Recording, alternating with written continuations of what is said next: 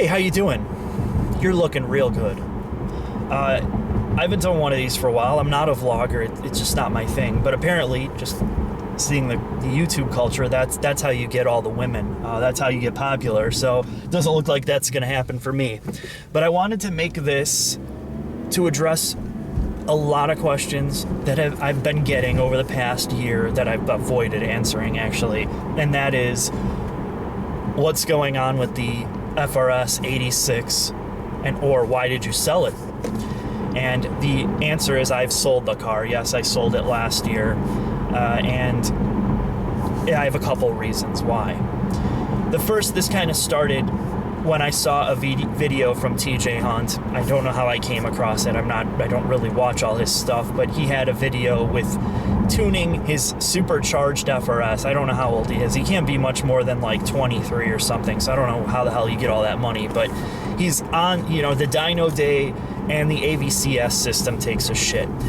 So that's variable valve timing, the stuff that controls cam and all that crap. And I started thinking about how gracious I am to not have that car and deal with that stuff anymore. We're having a meal. It's at now 10 o'clock at night. We've been doing this for 12 hours. And the best part about this is there's no instructions at all for this part of it anymore. So here's the 3 reasons why I got rid of it. One is, I don't want my car to be a to-do list.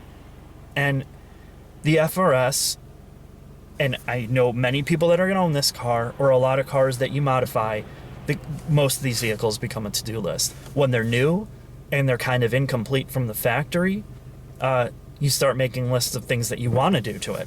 And then after you start modifying it, you start making lists of things to do to it to fix or keep improving the things that you've screwed up. And I went through all that.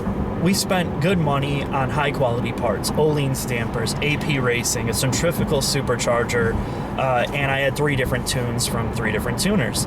So that amount of money, in my opinion, is catastrophically stupid for that car. And I got to that point where we took it to the track and did that comparison with a stock S2000, and we had to pull it over because oil temperatures were getting too low.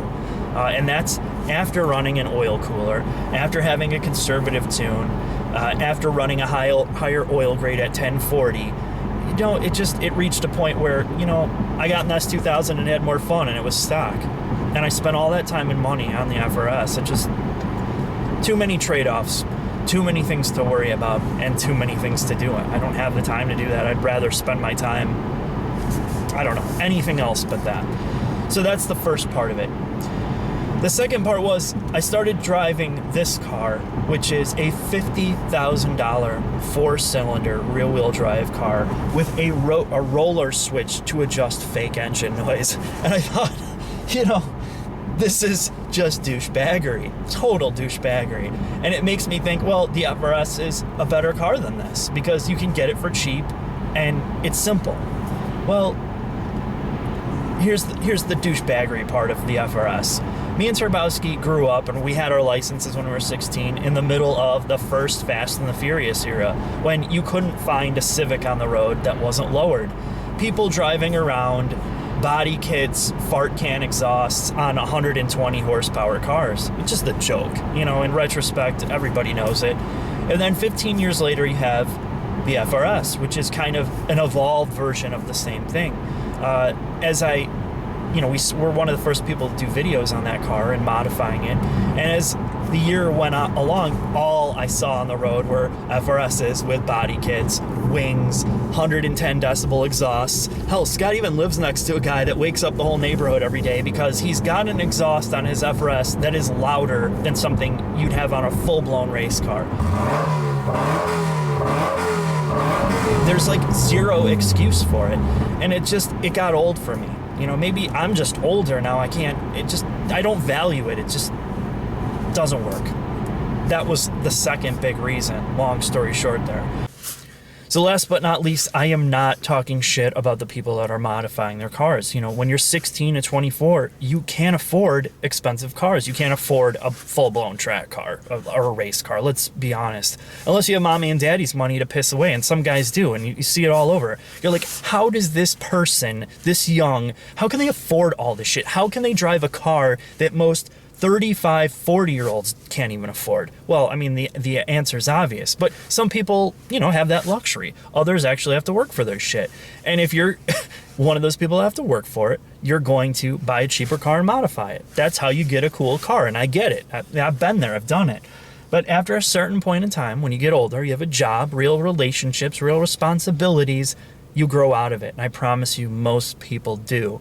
And it's just kind of the way of life, and it's totally fine. So enjoy it while you're young, learn from it, and most importantly, learn how to drive your car. It's going to be a lost art. Anybody can tack parts on, but to have the skill to understand how your car operates and drives is something you're going to take more pride in the long run than just, well, shark fin antennas and wide body kits. So that's the end of this. So what's that thing on the floor? It's a knee pad Knee pads for what? for bitches. I shouldn't say that. 5 minutes my ass. Where's my chutney? This ain't no plasma.